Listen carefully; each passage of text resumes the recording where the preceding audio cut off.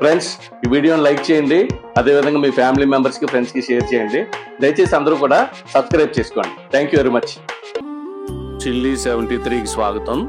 ఈరోజు మనం ఆవ పెట్టిన తోటకూర బెల్లం పులుసు తయారు చేసుకుందాం. దీనికి నేను 2 కట్టలు తోటకూరని శుభ్రపరచుకుని చిన్న ముక్కల కింద కట్ చేసుకుని రెడీ చేసి పెట్టుకున్నాను. ముందుగా మనం స్టవ్ వెలిగించుకుని స్టవ్ పైన ప్యాన్ పెట్టుకుని పులుసుకి సరిపడా ఆయిల్ వేసుకుందాం. ఇప్పుడు ఇందులోకి 1/2 స్పూను జీలకర్ర, 1/2 స్పూను ఆవాలు, 1 పెద్ద స్పూను మినపప్పు వేసుకుని ఒక మిరపకాయని ఈ విధంగా మనం కట్ చేసుకుని వేసుకుందాం. ఇందులోకి ఒక చిన్న స్పూను ఇంగువ, అదేవిధంగా ఒక 2 రెమ్మల కరివేపాకును కూడా వేసుకుందాం. దీంట్లోకి పులుసులోకి మెంతులు వేసుకుంటారు, మీకు కావాలంటే వేసుకోవచ్చు. అదేవిధంగా పచ్చిమిర్చి కూడా వేసుకోవచ్చు, నేను వేసుకోవట్లేదు. ఇప్పుడు వేగిన ఈ పోపుల్లోకి మనం ముందుగా రెడీ చేసి పెట్టుకున్నటువంటి ఈ తోటకూరని మనం ఇందులో వేసుకుందాం.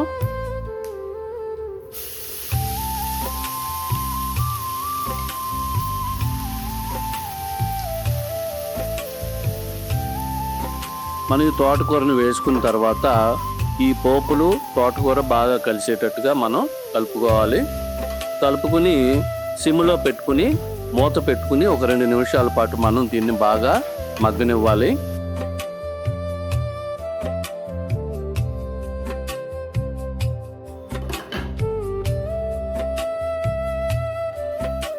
ఈ విధంగా మగ్గిన తర్వాత ఇందులోకి మనం పులుసుకి సరిపడా సాల్ట్ని వేసుకుని ఈ సాల్ట్ ఈ మగ్గినటువంటి ఈ తోటకూర బాగా కలుపుకుని మళ్ళీ 2 నిమిషాల పాటు మనం మూత పెట్టుకుని ఈ సాల్ట్ తోటకూర అంతటికి పట్టేటట్టుగా మనం మగ్గనివ్వాలి.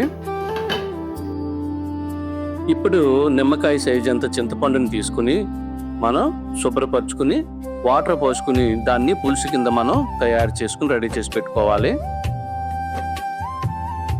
ఇప్పుడు ఆల్రెడీ మగ్గినటువంటి ఈ తోటకూరని మనం ఈ విధంగా కలుపుకుని రెడీ చేసి పెట్టుకున్నటువంటి చింతపండు పులుసుని ఇందులో వేసుకుందాం.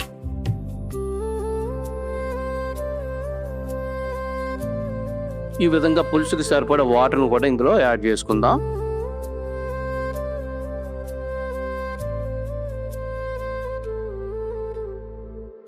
ఇప్పుడు మనం ఇందులోకి ఒక చిన్న స్పూను పసుపు, 2 పెద్ద స్పూన్లు బెల్లం పొడి వేసుకుని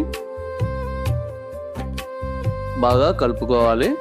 ఇదంతా కూడా బాగా ఉడకనివ్వాలి. ఇప్పుడు మనం ఒక పెద్ద స్పూన్ వరిపిండిని తీసుకుని ఒక బౌల్లో వేసుకుని దీంట్లో కొంచెం వాటర్ పోసుకుని దీన్ని మనం ఎక్కడ ఉండలు అవి లేకుండా ఈ విధంగా బాగా మనం ఈ వరిపిండిని కలుపుకోవాలి. బాగా ఉడికిపోయినటువంటి ఈ తోటకూర పులుసులోకి ఇప్పుడు మనం ఈ వరిపిండిని వేసుకుని ఈ పులుసు చిక్కబడేంత వరకు మనం దీన్ని ఉడకనివ్వాలి.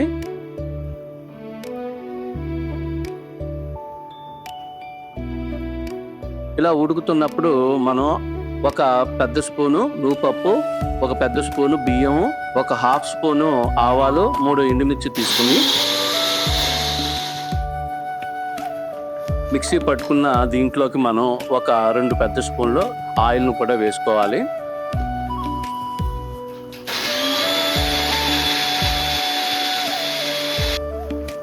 మనకి ఈ ఆవ చేదు రాకుండా ఉండడం కోసం మనం ఇందులోని ఆయిల్ అనేది మనం యాడ్ చేసుకున్నాం. ఇప్పుడు ఆల్రెడీ చిక్కబడిపోయిన ఈ తోటకూర పులుసులోకి మనం ఈ ఆవని మనం వేసేసుకుని బాగా కలుపుకోవాలి.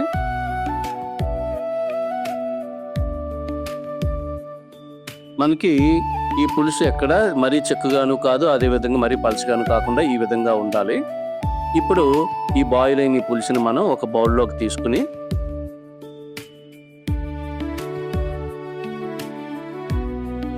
వేడివేడిగా మనం సర్వ్ చేసుకుందాం. Thank you.